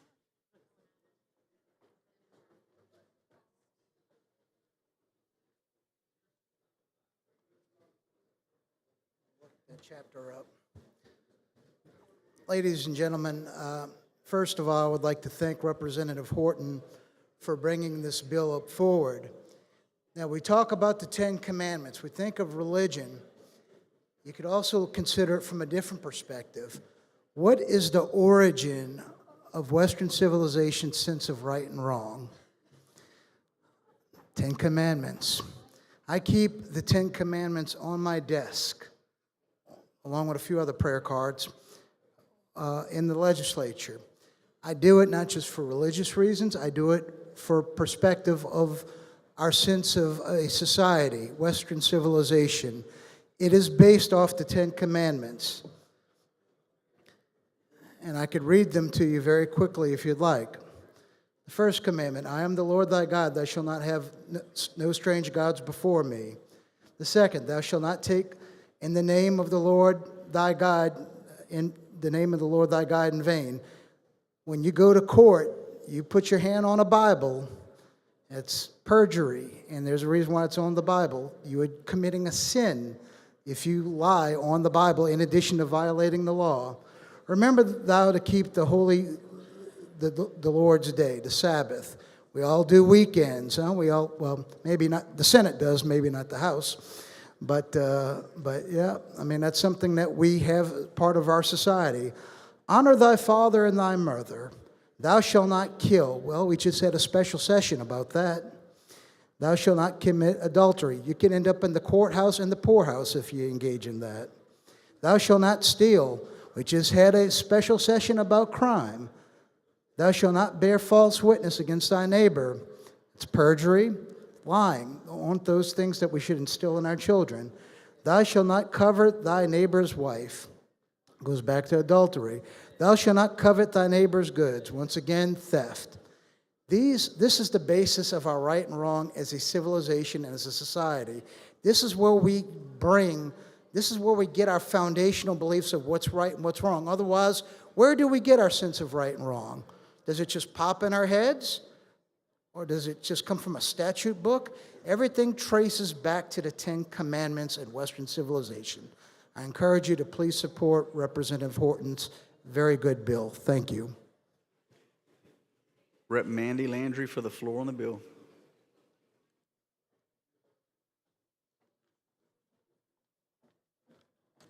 I had just a few points I wasn't able to ask the author. So first of all, this is one of many bills we have seen in recent years that are put out by national organizations, and they're put out around the country. This did not originate in Louisiana. We've seen it with DEI and CRT and the bathroom bills and everything. So this is another example of our state being used for these national organizations. I wasn't able to, oh, by the way, I don't think it's passed in any other state yet, including Texas, which is crazy. I am guessing no parents asked to do this. I could be wrong. Part of that might be because if your child goes to public school and you're religious, they can go to Sunday school, which many people do. I also have some questions about this being in classrooms, especially for younger children. We do not have required sex education in this state. That's another issue, but we don't. So we have in little kids' classrooms words like adultery and coveting your neighbor's wife and the rest of the amendment in this bill that is extensive. How is that appropriate when it's not appropriate to teach a child about abuse or how they get pregnant when you're going to talk about what adultery means in the Bible? There's also going to be lawsuits, as we do whenever we pass a bill like this. And finally, I don't know why we need this. I don't know what the impetus for this was. We've been a state for a real long time. I've been here for going on 5 years now, and I don't know why all of a sudden we need to put the 10 Commandments of the Old Testament into our public school classrooms. It doesn't seem to have been needed before, and I'm not sure why we need it now. So thank you. Rep. Morcell for the floor on the bill.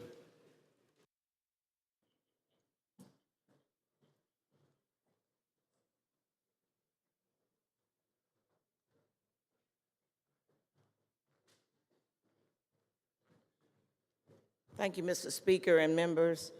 I really didn't desire to come to, or plan to come to the floor today to talk regarding this bill, but since the speaker or the author of the bill did not want to answer any more questions, I thought that I certainly should come and tell you the concerns that I have with this bill.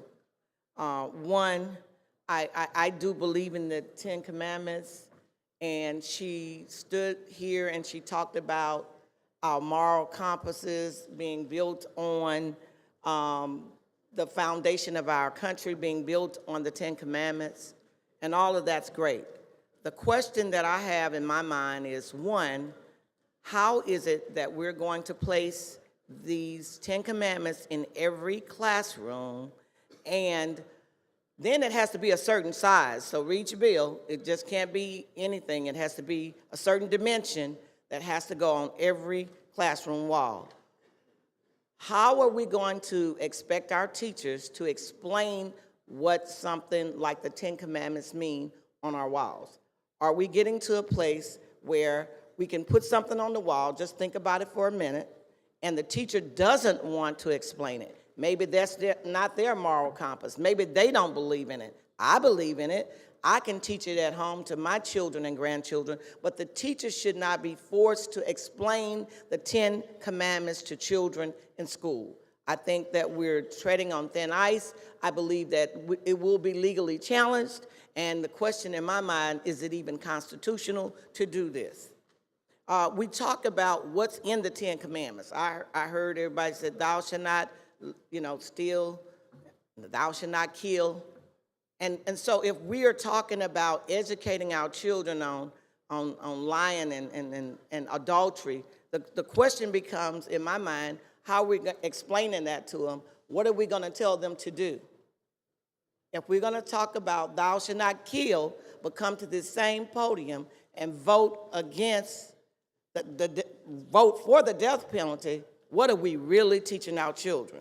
So you can stand up here, all of us, and say one thing and make our lives look really pretty and shiny, but the question is, what does our life really look like when we vote for things and bills in this particular building that's not covered in this 10 Commandment? What does it mean when someone come to you after you have run a bill and they say, I know your bill is for the people, but I can't do it because I got a call and I can't support this bill? So are we supporting lying or are we not? Thank you.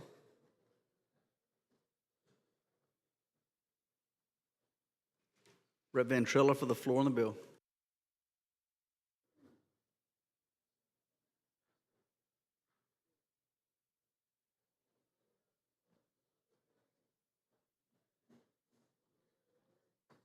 Good afternoon, members. Sorry, it's a long walk from the back row. I just wanted to rise very briefly in support of this bill. I have had the pleasure of reading the condensed version of the Kennedy decision that overruled the Lemon test. And I will tell you, I believe professionally that this is constitutional due to the clause historical practices and understandings. Not to repeat what my friend Representative Baham said, but if you look at this from a historical standpoint, I do believe that. And the good part about this state is that our Supreme Court justices are elected. So I believe that our justices, while they are fair and impartial, everybody in this room views things from their own personal lens, and I believe that the Supreme Court justices will echo likely what the decision of this chamber is. And if they don't, and it's struck down and it's found unconstitutional, I am not so high and mighty that I cannot take correction. But I stand before you today in support of this bill, and I hope that you do vote in favor of it. So thank you.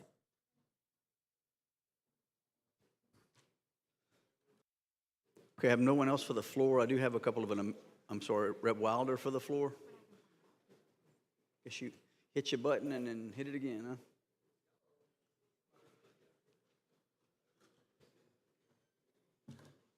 Thank you, Mr. Speaker, and thank you, members of the House.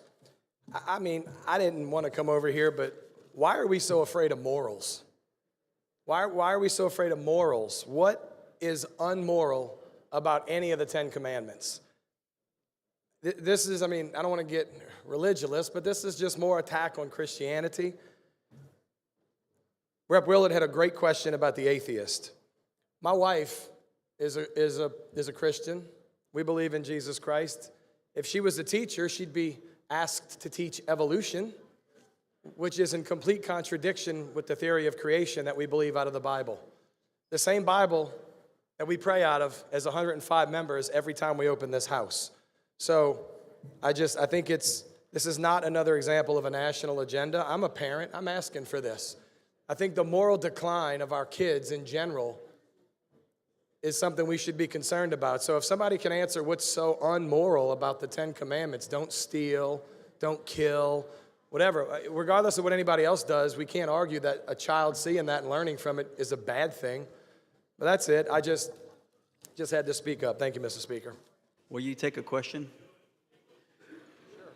Why not? Rep. Willard for a question. Thank you, Mr. Speaker. Rep. Wilder, do you understand that my opposition to this bill is not from a moral perspective? I think I do understand that, yes, sir, and I wasn't questioning the opposition. I understand you're probably coming from a legal standpoint of concern. Are you aware that my opposition to this bill is that we are putting the 10 Commandments, which is rooted in Christianity, in public schools? I heard you say that, yes, sir. Okay, thank you. Okay. Rep. Thompson, do you have a question? Okay. Rep. Chenevert for the floor.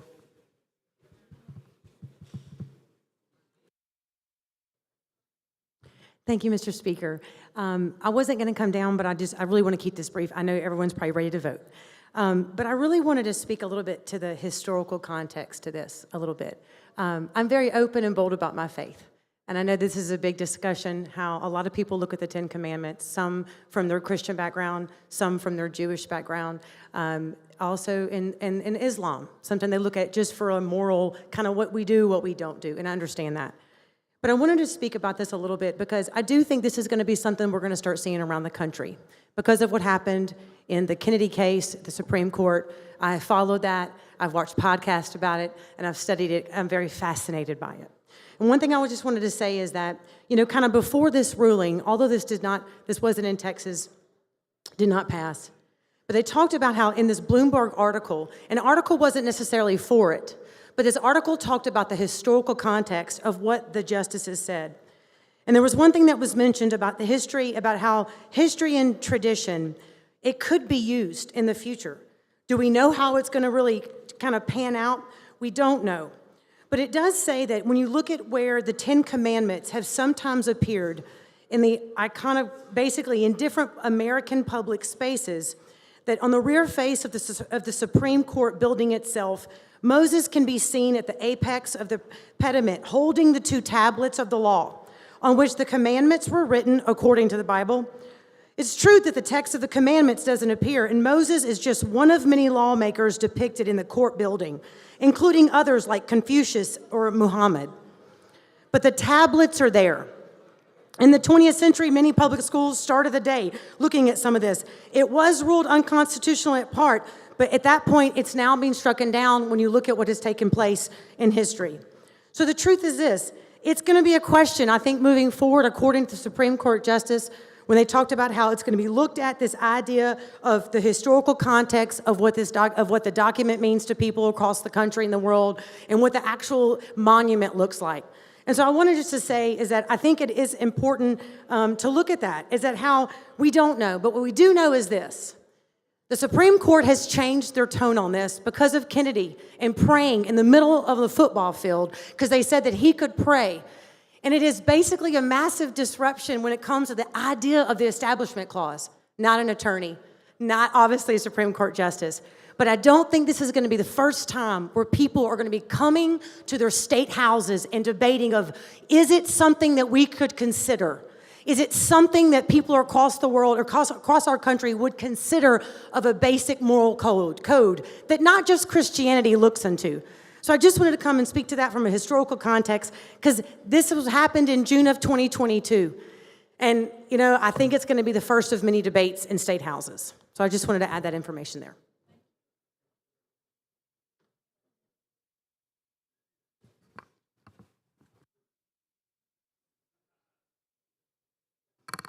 Rep. Bagley for the floor.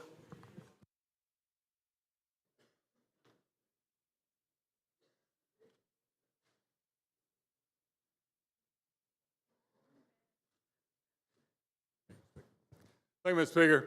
I rise here in support of this bill. I rise because I'm a 43-year school teacher, and the arguments about Christianity or that that's somebody else. I am a Christian, proud to be one. But I would say in the classrooms, and it's not mandated that public funds have to be used, I think, if I'm correct. But the lessons learned in the 10 Commandments, those were things I taught in school anyway. I taught history and sociology and economics and PE. Those are all things when you read the 10 Commandments, you have taught all those things. Didn't have to be a religious lesson. It's about good and right and wrong, good and evil. Even the thou have no other God before me, if you have studied that, you know that there were many gods at that time, and they just required that you only use the one God that wrote that directed that to them. There were other gods that everybody worshiped. So again, those are all lessons that we can use, and again, I know that this has kind of been taken in the wrong way by some. I hate that. The 10 Commandments is a religious order out of the Bible, but it's also great life lessons for your children, your grandchildren. As a grandfather, I've got 15. They do know the 10 Commandments. They've heard about that. They ask questions, and I do fully support this. Thank you, Mr. Speaker. Rep. Brown for the floor.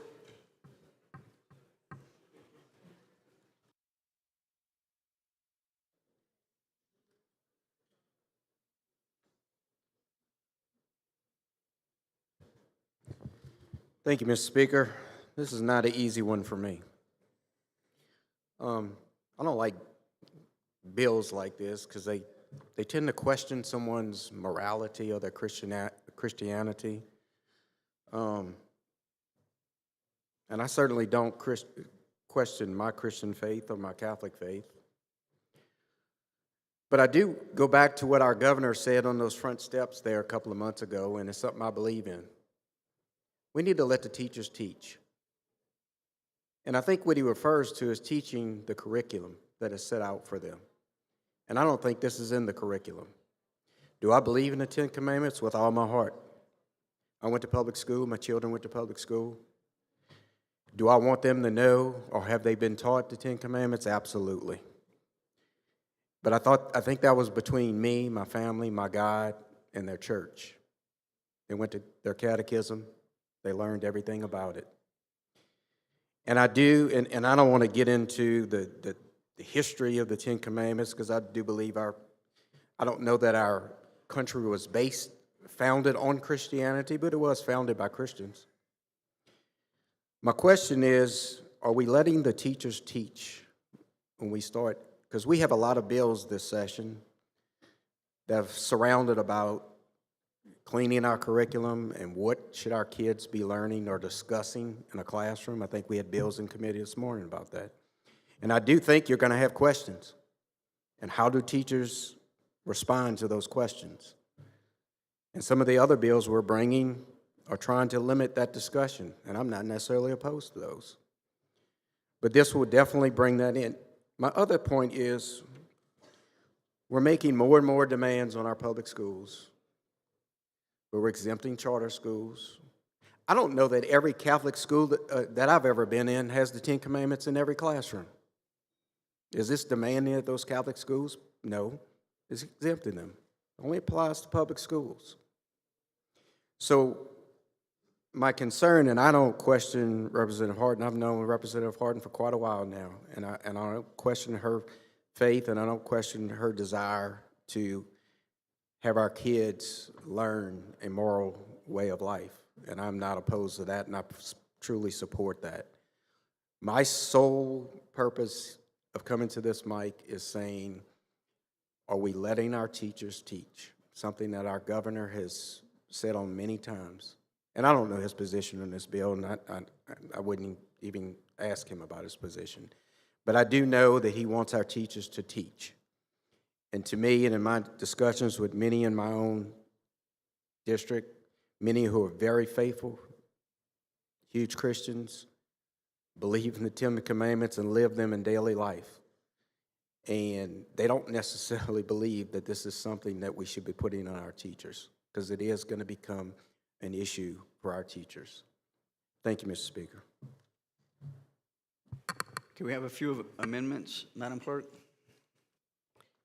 First set of amendments, Mr. Speaker and members, Representative Hughes offers up set number 2755. Rep. Hughes on your first amendment. Thank you, Mr. Speaker. Members, first of all, thank you all for the manner of civility in which we've been able to have this debate. Members, I don't have to tell you about my faith and how personal it is to me. I am a devout Southern Baptist. I'm really enjoying Representative Carlson's Bible, brought it to church with me on Sunday and have been deep in that Bible because it's really a beautiful study Bible. I love the fact that our speaker is so deep in his faith. I think it's how he and I have really bonded in this chamber. And I'll say to my friend, and I mean this sincerely, I know her heart and I know her faith. And I appreciate her friendship, and I know that this bill is coming from a genuine place. Members, I learned the Ten Commandments at a very young age. But you know who taught me the Ten Commandments? My mom and daddy. And unfortunately, things that should be taking place in the home, we're now putting that burden on schools. We have to get back to the basics where certain things should be taught at the home, and that should be parents' responsibility. With that said, this amendment would simply put this issue in the hands of local school boards. We elect local school boards. They should be the ones to decide if the Ten Commandments have to be posted or not. So this would simply change the bill from shall to may and let locally, democratically elected school boards make that decision. Members, despite my faith that is really strong, I try to respect everybody. I try to respect who everybody is and who they are. I represent probably the largest Vietnamese population in the state of Louisiana, and not all of them are rooted in Christianity. And so, members, this would simply make it permissive and allow the school boards to make that decision, and I would ask for your favorable passage. Any questions on the amendment? Any objections to the adoption of the amendment? Representative Horton, on your objection? I too, well, love and respect you, and I say that with all my heart. But it must be a mandate. And the reason I say that is because if not a mandate, then the law is null and void in my book. And this is such a historical moment and a historical document that I feel that it must be passed in its current form. So I object, but there is no question of your faith, and nor people in this room. But this is simply to make sure that our schools must post this if they are donated to each school. So that's why I object, and I hope you'll follow my objection. Rep. Hughes, you have the right to close on your amendment. Members, again, our school boards are elected by we the people, and they have jurisdiction, over their schools. And, I told you all the other day, 67% of our third graders can't read. What our teachers need to focus on is reading, writing, and arithmetic. So, members, I'd ask that we pass this amendment favorably. Okay, members, Representative Hughes has offered up an amendment which Representative Horton has objected to. All those in favor of the amendment vote yea. All those opposed vote nay. The clerk will open machines. Members, vote your machines. Members, vote your machine. Hughes, yea. Lacombe, yea. Members, vote your machines. Members, are you through voting? The clerk will close the machine. We have 43 yeas and 57 nays, and the amendment fails. Next amendment. Representative Hughes offers up set number 2754. Rep. Hughes, on your amendment. Thank you, Mr. Speaker. What this simply does, members, since we'll be requiring this for our public schools to do it, this amendment will simply, right now it applies to our elementary and secondary schools and also our post-secondary institutions. And so what this would simply do is it will require any non-public school accepting state money, so our voucher institutions that are accepting state dollars, it would require them to participate. And it would also require private post-secondary institutions that are taking state dollars to participate. So we have a lot of our private colleges and universities that are accepting TOPS dollars. So this is simply putting them in the bill as well. Any questions on the amendment? Any objections to the adoption of the amendment? Rep. Horton, on your objection. The reason I object is for similar arguments that Rep. Green brought up. There are certain schools, charter schools, that will be included in this because they're accepted public schools by Bessie. But when it comes, we do have other laws that exempt charter schools from certain, and I learned that today in Education Committee, that exempt them from certain things that we pass. So I'm strictly focusing on what Bessie considers to be public schools, and that's why I object. That's solely why I object. Rep. Hughes, would you like to close? Thank you, Mr. Speaker, and thank you to my friend. Members, if this is about morality and ensuring that our students have good morals and understand morality, we should want all of our students who receive public dollars to have an understanding of the 10 Commandments. And so I'd ask that in that spirit, you please support this amendment. Can you hold 1 second, Rep. Boyer? I know you had a question. I don't know if it was on the objection or on okay, Rep. Horton, would you mind, and Rep. Hughes, would you mind if we go back? I'm sorry, I missed that. I was talking to someone up here. It's my fault. Rep. Boyer? Representative Horton, if we are requiring it on our public schools and it's so important, why can't we require it on our charter schools? I'm confused on this and all the other schools that are receiving the funds. This is supposed to be something that's bigger from the 10 Commandments standpoint, if I'm listening to everything you're saying. So why wouldn't you, again, simply require them to do the same thing we're asking all of our public schools to do? Will, did you include private schools? Because, when you go to private schools, parents choose to send their children to a certain school for a certain philosophy. But in all honesty, I believe it is important enough for all kids to learn from. So I will withdraw my objection. I agree with you. Thank you. Rep. Willer, do you still have a question? So there's no opposition to the amendment? Is there any objections to the adoption of the amendment? Hearing Rep. Bayham, would you come down and speak on your objection?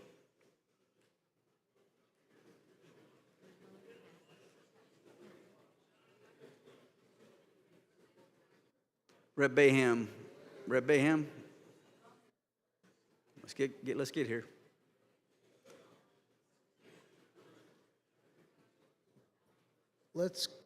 My objection to the amendment is as follows.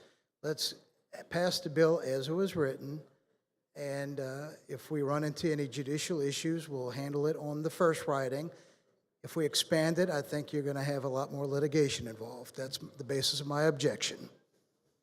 Rep. Willard, do you want to ask a question on his objection? Rep. Marcel, one at a time. I waive. Okay. No, I'm not going to do that to you, Matt. Okay. Ask your question. Go ahead, Rep. Willard. Thank you, Rep. So your objection to the amendment is because you think it'll lead to litigation? Greater chance of litigation. Okay. So your support of the bill centers around the Ten Commandments serving as a moral document? We have greater jurisdiction over public schools than we do over charter schools. Okay. Do you think that some parents send their kids to private schools because they don't want them to have to learn about a certain faith or religion? Not necessarily, sir. I went to Holy Cross High School, and we had people in my graduating class who were not Christian. Mm-hmm. What about Newman in the city of New Orleans? Is that a religious school? Not to my knowledge. Is it a private school? It's a private school, though, right? I believe so. So you think some parents who may not be Christian would send their kids to Newman so they don't have to learn about Catholicism? I believe people choose schools for many reasons. Their academics, their sports, could be for locality and proximity to their homes, could be due to the fact that they like the way the administration's handled. Do you think parents that send their kids to public schools expect to encounter religious doctrines and teachings about moral philosophies relating to Jesus Christ? Some schools may teach a class that deals with civilizations of other cultures and do a survey on religion in general. You're not going to give me a direct answer to that, huh? I learned about Islam at Holy Cross Catholic School. I learned about the tenets of Judaism at Holy Cross School. Is Holy Cross a public school? What's that? Is Holy Cross a public school? It's not. Thank you. I think it is in your district. Rep. Marcel for a question on the objection to the amendment. Thank you. Rep. Bayham, along those same lines, I guess my question would be, do you believe one set of kids in Louisiana need to know about the Ten Commandments and there's another set that may not need to know? I believe that sometimes you should start something off with one set and then expand it later if it works out. Would you agree that these are all our children in the state of Louisiana? Would you agree that if we send our public taxpayer dollars to a facility, that they should all be on an equal playing field? There are different degrees of taxpayer support for all educational schools in Louisiana. If you're a public school, unless you're receiving endowments or charity funding or grants from a private foundation, you are almost completely funded by the taxpayers. Other schools have different funding mechanisms.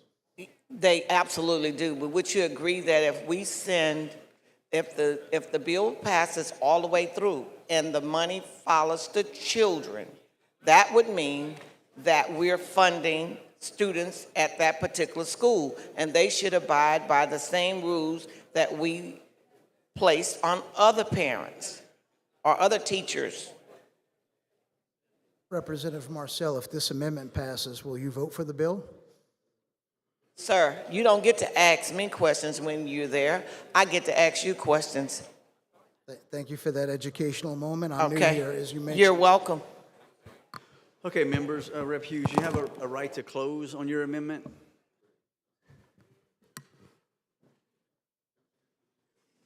Thank you, members. Again, I'm not attempting to regulate private schools. I want to be crystal clear about that. All I'm saying is We still have a scholarship program. We have a voucher program where that program is funded with state general fund dollars. And therefore, it will require those schools to participate in this program because we certainly want those students to have good moral character as well.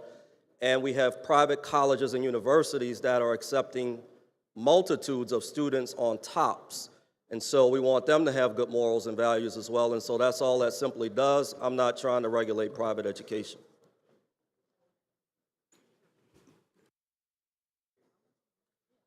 All right, members. Representative Hughes has offered up an amendment which Representative Bayham has objected to. All those in favor of the amendment vote yea. All those opposed vote nay. Madam Clerk, open the machines. Members, vote your machines. Lacombe, yea. Members, vote your machines. Members, are you through voting? Orgeron, yea. Members, are you through voting? The clerk will close the machine. We have 70 yeas and 29 yeas, and the amendment has been adopted. Next amendment. Next amendment is offered by Representative Walters, set number 2758. Rep. Walters. Rep. Walters, on your amendment.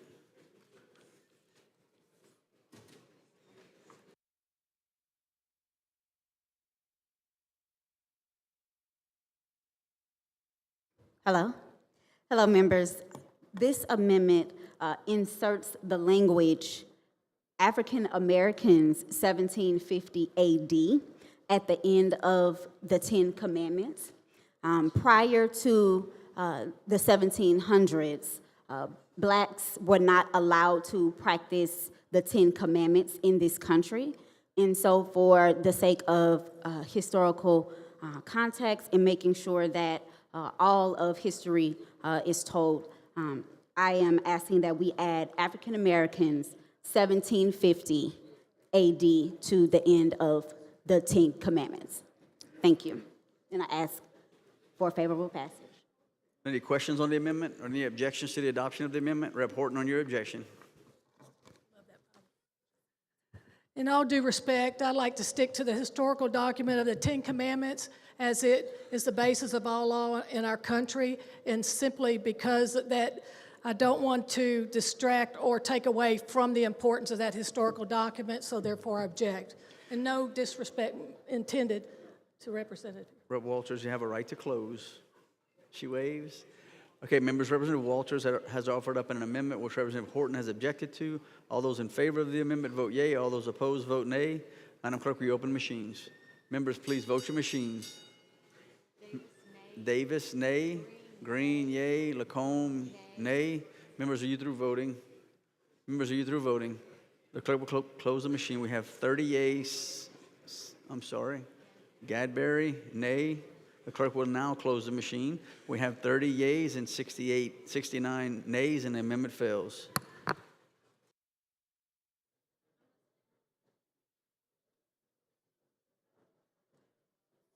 Rep. Thompson, you want the floor on the bill?